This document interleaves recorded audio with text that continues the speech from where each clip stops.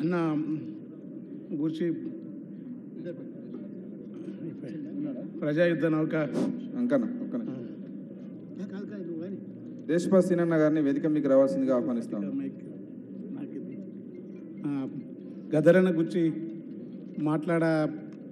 ఎందుకంటే ఇంత సుదీర్ఘంగా మాట్లాడిన తర్వాత నేను ప్రత్యేకంగా చెప్పేది ఉండదు. ఎందుకంటే ఆయన మార్గంలో ఆయన అడుగుజాడల్లో వచ్చిన వాళ్ళమని అనుకునే ఖాయం చేసుకుంటూ అట్లాంటి పరిస్థితి ఉంటుంది. బి నరసింహరావు గారితో గద్దరన్న వస్తే మేము ఎక్కువ మాట్లాడి గద్దరన్న గురించి చెప్పడం అయితే ఈ గద్దరన్న పరంపర అనేది పాలకురుకు సోమనాథి పద్య సాహిత్యం నుంచి మొదలుకొని కైవారం నారాయణ తాత మొదలుకొని వేపురణమదాస్ మొదలుకొని యక్షగాన సాహిత్యం 4 లక్షల కాపీలు అల్లిరాని ప్రతులు అమ్ముడపోయిన తెలంగాణ నేలలోని తెలివిరాల భాగయ్య ఒక పరంపరలో గద్దరన్న వచ్చినాడు.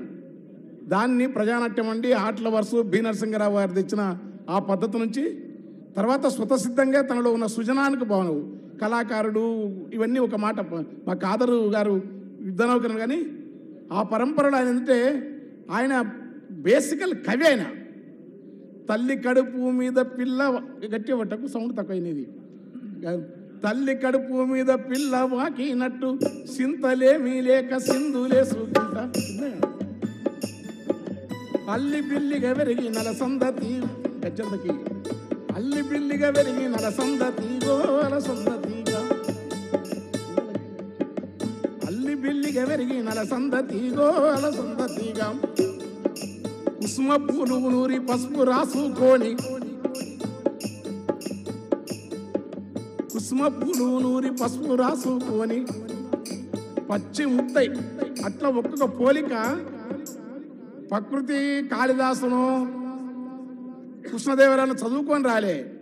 మౌఖిక సాహిత్యంలోని ప్రజా వర్ణన నేపథ్యాన్ని కూడా గద్దర్ పాటలు వస్తుంది. అది బహుశా బి నరసింహరావు గారికి బాగా తెలుసు మేము మాట్లాడేదానికంటే. అయితే ఆయనను చూసి నేను ప్రభావితమైన. ఎందుకంటే నేను హాయిగా పద్యం రాసుకోవాలనుకుంటుంది. పద్యాలే రాస్తా, పద్యాలు కూడా వస్తున్నాయి ఇప్పుడు. అయితే రాష్ట్రాన్ని ఒక్కసారి గద్దరన్న పాట దేవయాన పిరాని తర్వాత ఇప్పుడు ఉక్తలు కన్నా ఎక్కువ ఒకటే ఆ విరసన సభలో రావిశాస్త్రి గారు, రమణారెడ్డి గారు మహానుభావులందరూ పాట పాడవని ఇప్పుడు గద్దరన్న బయటకు వచ్చింటే వణుకుతూ నేను పాడలేను ఆయన ముందని. మంచిగా రాష్ట్రపతి అని ఉండే ఏఎఫ్టీ నాయకుడు దానికి కావాల్సిందంతా చేస్తాం సిద్ధం చేసి పెట్టి మాయితో పుట్టినోన్ని మల్లె పువ్వులే చేసి మాయితో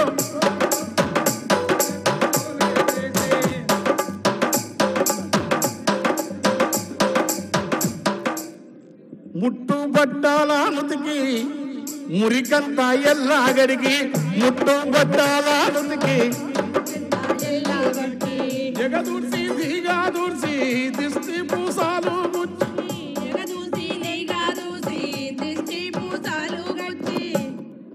మంత్రసానులయ్యి మన తల్లులు సాకిరి చేస్తే పెరిగి పెద్దగై ప్రతిభ గల్ల మునగాళ్ళు అయినరని ఇంతలో తెత్తి సన్నటి మనిషిని అప్పుడు నేను ఎట్లా లేను.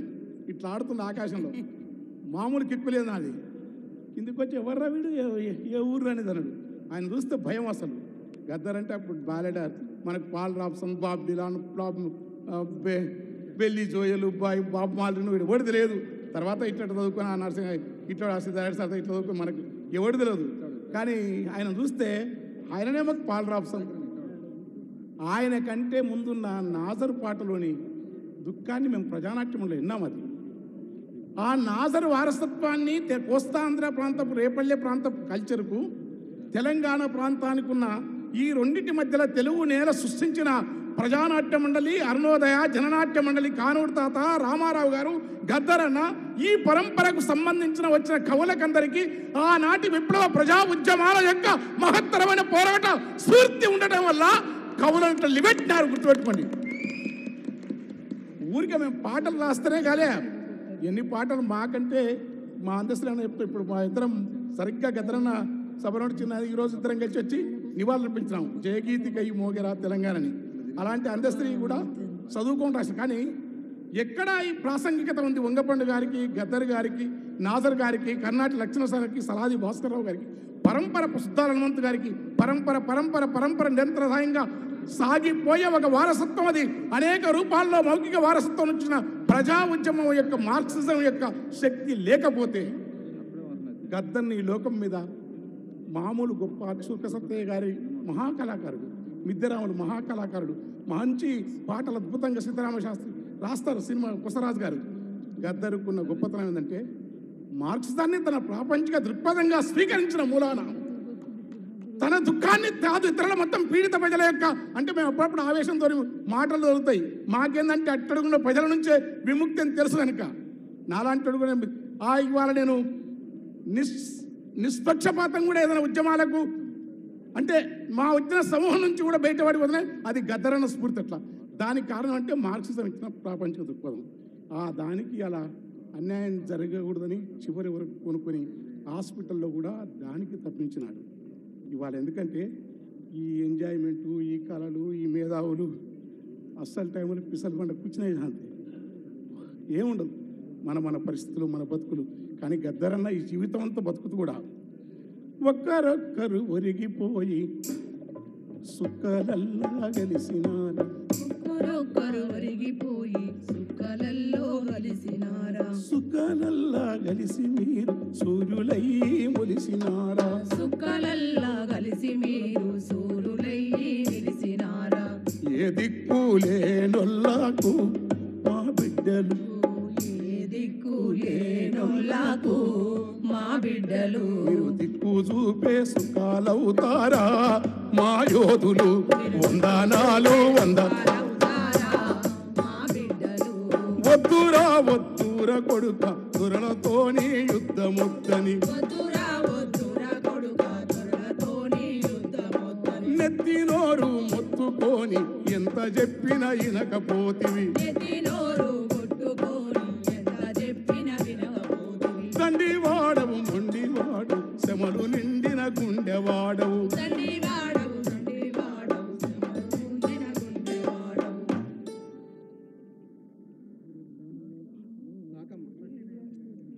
ఎత్తిన ఎర్ర జెండను పట్టిన ఎర్ర జెండను ప్రాణముండగా వదులను.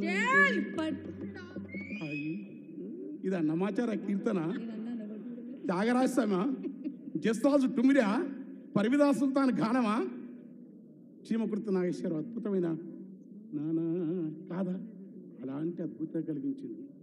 ఎందుకంటే దాంట్లో కవిత్వం ఉంది, భావుకత్వం ఉంది, కళా సాహిత్య సాంప్రదాయాలను బాగా తెలిసిన మహానుభావుడు గద్దరు. ఊరికనే రాయారు, ఆ అభినయం చూడు, అది కవాలికి కథ అది కాదు, మంత్రంలో అంటాడు సరే, ఒక్కసారి నేను పరిచయం అయిపోయి, ఎందుకంటే నాకు అంతకుముందే తెలుసు. మా తాన అంబర వంబుజోజ్వలకర అంబుజ శారద చంద్ర చంద్రిక ఆడంబర చారుమూర్తి ప్రకటస్ఫుట భూషణ రత్న దీపిక సుంబిత దిగ్విభాగ సుతసుప్త విముక్త నిజ ప్రభావ భావ అంబర వీరి విస్తృత విహారి మమో కృపజోడవు భారతే. ఏం చదువు రాదు, ఏంద్ర అంబరం అంబుజోజులు తెలియదు, కానీ తెలంగాణ నెలకు యక్షగానం పరిచయం చేసినది. మీ అందరూ అదే రాస్తారు చదువు, కానీ దాన్ని బ్రేక్ చేసిన గద్దరు.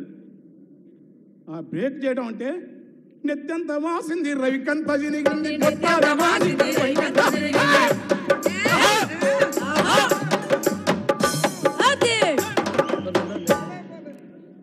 కుంచి పేలికలు కట్టి కుంచి పేలికలను సాహిత్య వస్తువు చేయాలని తెలిసిన ఏకైక మొదటి ప్రజాకవి గద్దరు నాజర్ సుద్దా. ఈయన దాన్ని ప్రపంచవ్యాప్తం చేసినాడు. కాలువై కన్నీరు గాడ కళ్ళపై రెండు చేతులాడ అని మైక్రో లెవెల్ అబ్జర్వేషన్ శుద్ధాలని ఉంటుంది. ఎన్నాయి కాళ్ళ నిడుచుకపోదు ఊరన్న కళ్ళ చేతుల అని నాజరు కాళ్ళ నిడుచుకపోతుంట నిద్ర కళ్ళు శరీరాన్ని శరీరం కాళ్ళ నిడుచుకొని పోతాను తలుపు మాకని చెప్పాడు నాజరు. ఏనాటిగా అలాంటి వారసత్వ పరంపరలో వంగపండు గారు గద్దరన్న వల్ల మేము పాటలు మేము తెల్లారి వరకు రాస్తాం, మాకు అదృష్టం వస్తుంటే. కానీ గద్దరన్న చదువుకొని అలంకార శాస్త్రం చదవకుండా అలంకారయుతంగా రాయగలిగిన మహా కవి బేరడారు, ప్రపంచ స్థాయి ఒక బాబ్ డిలాన్ గద్దారు. ఊరికి వదలకండి. చేమేంద్రుడు, కుంతకుడు, ఎవరిని చదవకుండా ఎట్లా రాసినాడు. అది జీవితం, బతుకు. ఆ బతుకు బతకడం వల్లనే మహాత్ముడు తర్వాత తాను వచ్చిన నేపథ్యం వాళ్ళకి చెప్తున్నాం. అందుకనే ఏమో నాకు ఒకటి చెప్పినాడు బిడ్డ, ఈ పీడిత ప్రజలు అమాయకులు, మనకు ఆవేశం ఎక్కువ, సంతకం పెట్టరా నువ్వు. ఒరిగిక నేను గత శివసాగర్ పెట్టినప్పుడు గ్రూపులు చేస్తే ఎవడు గుంజుక తినేది ఏమీ లేదు, కోడి పుంజులకు కత్తెర గట్టి కొట్లాట పెడతారు గనక మేము పోతాం మా మాదిగ పల్లెకు, మేము పోతాం మా మాదిగ పల్లెకు. ఆ మాలాతనం నెత్తి సూపని మనువు గాని ఎత్తి సూపే మనువు కొడుకు నెత్తిన దాన్ని పోతామా